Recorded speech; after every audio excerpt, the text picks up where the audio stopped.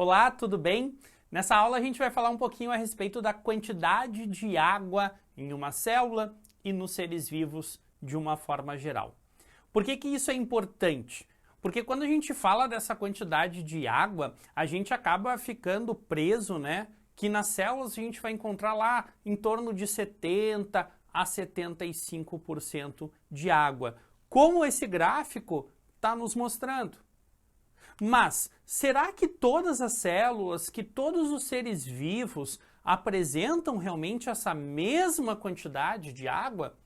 Então esse é o nosso objetivo com essa aula. E aí eu já te adianto que a resposta é não. Cada ser vivo, cada espécie, cada célula vai ter o seu percentual de água. E tem alguns fatores que influenciam nisso diretamente e que tu precisa lembrar, seja para a prova do Enem ou para um vestibular qualquer. E quem são esses três fatores? A espécie, a idade do indivíduo e a atividade metabólica. E aí quando a gente pensa nessa atividade metabólica, pode ser do indivíduo ou da célula em si. E aí agora a gente vai brincar um pouquinho com esses conceitos. Por exemplo, quando pensamos na quantidade de água sendo influenciada pela espécie, se a gente pegar lá uma mãe d'água do grupo dos quinidários do reino animal, elas podem ter até 98% de água no seu corpo. Se a gente pegar um fungo, como um cogumelo, a gente pode ter até 86% de água na composição do seu organismo. Já quando pegamos a semente de um vegetal, a gente vai ter em torno aí de 30%. Então percebe que esse percentual varia bastante. E não existe uma regra quando se pensa em espécie. E eu, claro, não quero que tu saia daqui sabendo o percentual de cada uma das espécies de animais, de fungos. Não. Mas é importante a gente levar para a prova que esse percentual de água, esta quantidade de água, varia de espécie para espécie. Tudo bem? Mas se a gente pegar indivíduos de uma mesma espécie, se eu pegar um conjunto de 10 seres humanos, por exemplo, será que todos eles terão a mesma quantidade de água? A resposta também é não. Isso porque o fator idade vai estar influenciando diretamente. E aí o que é importante aqui, ó? Se eu pegar essa linha onde mostra o ciclo de vários indivíduos com várias idades diferentes, se a gente pegar um indivíduo jovem aí de 0 até 2 anos, a gente pode ter um percentual de até 80% de água. Se a gente pegar um indivíduo na faixa etária entre os 15 e 20 anos ali, a gente vai ter um percentual próximo a 68% de água. E se a gente pegar um cara de mais idade, com uma idade superior a 60 anos, a gente vai ter um percentual de até 50%. Então percebe que quanto mais jovem é o indivíduo, maior é a quantidade de água no corpo dele. Quanto mais velho, menor é essa quantidade de água.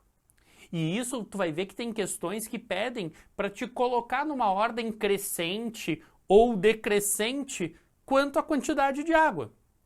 E qual é o raciocínio que tu tens que fazer? Quanto mais jovem, mais água. Quanto mais velho, menos água no corpo dele. Então os caras colocam uma criança, um adulto, um idoso, um recém-nascido, um adolescente e um adulto. Bom, então a gente vai ter que cuidar um pouquinho isso.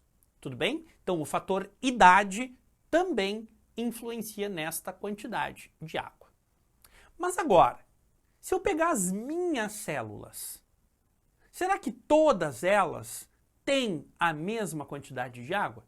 Se eu pegar um neurônio meu, se eu pegar uma célula muscular minha, se eu pegar uma hemácia minha, se eu pegar um adipócito, será que todas elas têm a mesma quantidade de água?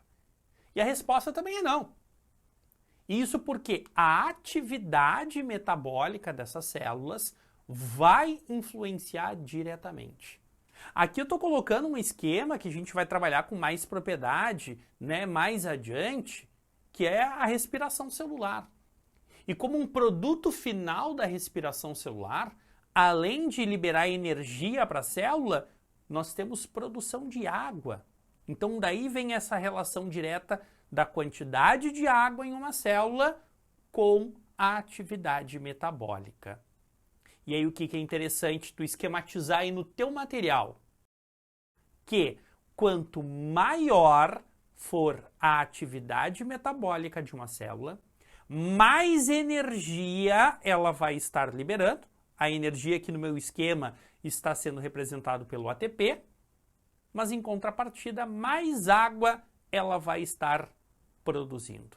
Então, quanto maior a atividade metabólica, maior é a quantidade de água em uma célula. O inverso também vai ser verdadeiro. Quanto menor for a minha atividade metabólica, menos energia eu vou estar liberando nessa célula e, naturalmente, menos água eu vou encontrar nela. Então, olha ali, quanto maior a atividade metabólica, maior a quantidade de água. Quanto menor a atividade metabólica, menor é a quantidade de água em uma célula. Tudo bem? Então, quando nós falamos da quantidade de água, não esquece, tem 3 fatores que vão influenciar diretamente aí: a espécie, a idade e a atividade metabólica. Tudo bem?